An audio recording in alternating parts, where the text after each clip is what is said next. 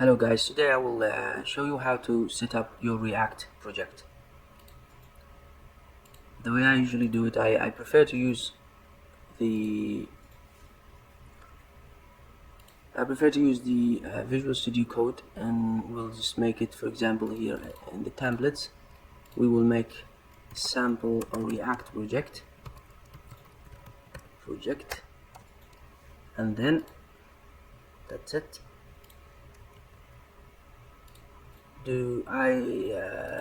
It's better if you set up your Visual Studio Code in a way that it is easier for you to access. Like, you have the folders here, you have the terminal here, you have the source control here, so yeah, and you have the code, it will be over here. Okay, before you start using the Visual Studio Code, you have to actually make a repository so that you can clone it as your React project. I have a template in my case, it's here, but I'm not gonna use it for the sake of this video. So my React project, and it's better if you make it like all like the name, make it just small letters.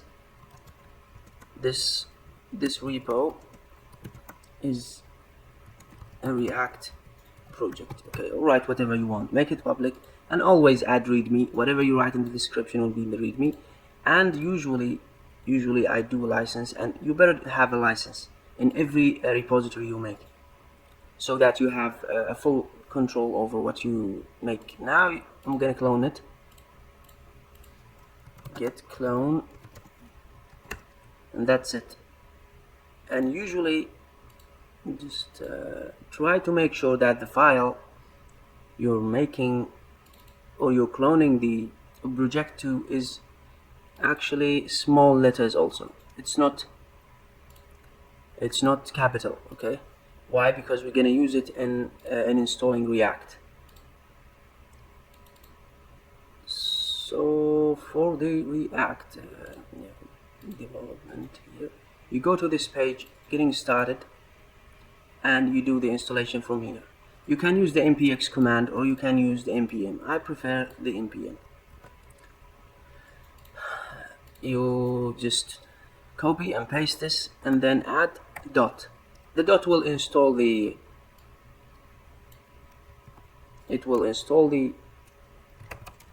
React in the current folder you are in. And since I cloned mine, I need also to direct myself to the root directory of the repository. So, which is cd react, my React project. Now I'm in the root directory. Now I will just do the command I copied from React get started, and then add dot. The dot will install it in the current directory, which is my React project in this case. Okay, and press enter. This will install the Node modules, the packages that you're gonna use for React. It will take a while, like around 5 minutes. It depends on your internet, how fast it is. So I'm not gonna wait for it. I'll skip it and show you what will happen after it is installed. Just make sure, like, when you install any package, not just the React or whatever, make sure you have a stable connection. If you don't have a stable connection, sometimes the installation will be interrupted, and then you'll have to start from zero. So just make sure you have a good connection. So this is after the installation, and because I had readme, it had to install the previous one I had to old readme. It's not a big deal.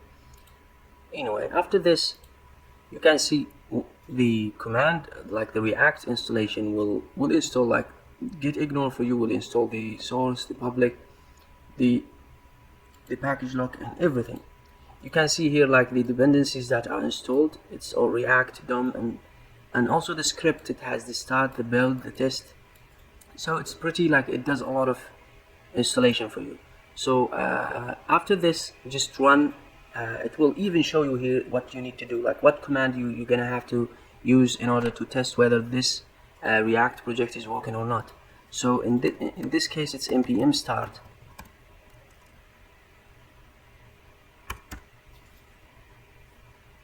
This will actually run the React project for you, and in the local host. Usually it's 3000, so it's working. And don't worry why the circle is not moving. We don't really care about it for now. We just care that it is displaying. Okay, so do the Control C and stop the running of the project, and then install the eslint tests that are provided by Microverse. And this is for Microverse students only. If you don't want to, if you just want to install React, you are all set up until now. But it's good to install the linters. You go to the linters and then you go to the React and Redux setup. Okay, and you just follow the instructions here. And usually you'll have to add the linter in the git flow. So you will just add a new folder here, .github, and then work flows. Okay, and then you will create a new file, linters.yaml. That's it, and paste it here, and you're all set. So we have done this part. Now you install the eslint. For the eslint, you will have to copy all this code and then paste it and let it run. Let it install the package of all these, like all these packages, eslint, the Babel, and all that. And while it's doing that, you have to copy and you have to create two files, eslintric and like Babelric or Babelrc. Okay, you copy it, and remember it's all in the root directory. Don't install it, for example, inside the source or inside the public. Be careful. These are configuration files, so you have to install them in the root directory. And they are very important to run the packages that you're installing. Without them, you won't be able to run. And copy and paste. It's really simple, guys. Like Microverse, they really did a good job, like doing all this for us. You know, like showing us everything. And don't run the stylelint. Don't install the package for stylelint until you're done with the first installation of the package, and you have to test it first.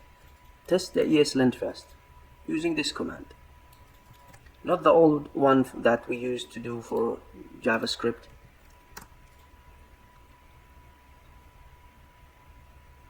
Now since it's showing you errors, okay, that means it's working fine.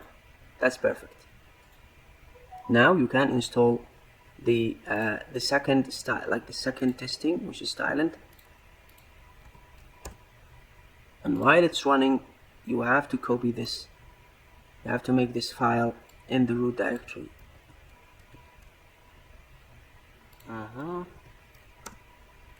That's it, and copy.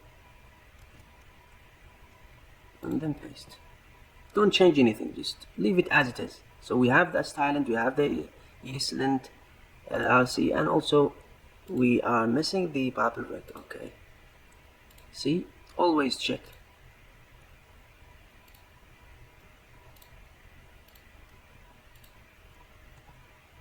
Cool. And make sure you save every file. Like after the installation of each like package, you have to just make sure you are saving. Now we need to run the test code for the stylelint, which is this one, to see whether it is working or not. It's working. It's showing us like it is expecting like a new line after whatever. Okay.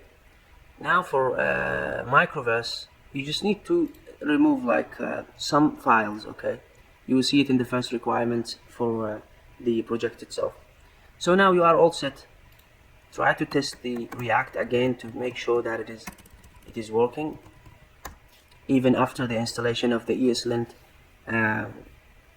like test packages, and it should work. See, it will even show you like you have error. It will show you the eslint errors. So you just have to follow, either like fix them manually or with the -- fix. Okay, or close it and you will see your project running smoothly. So that's it, guys. I hope the video was useful.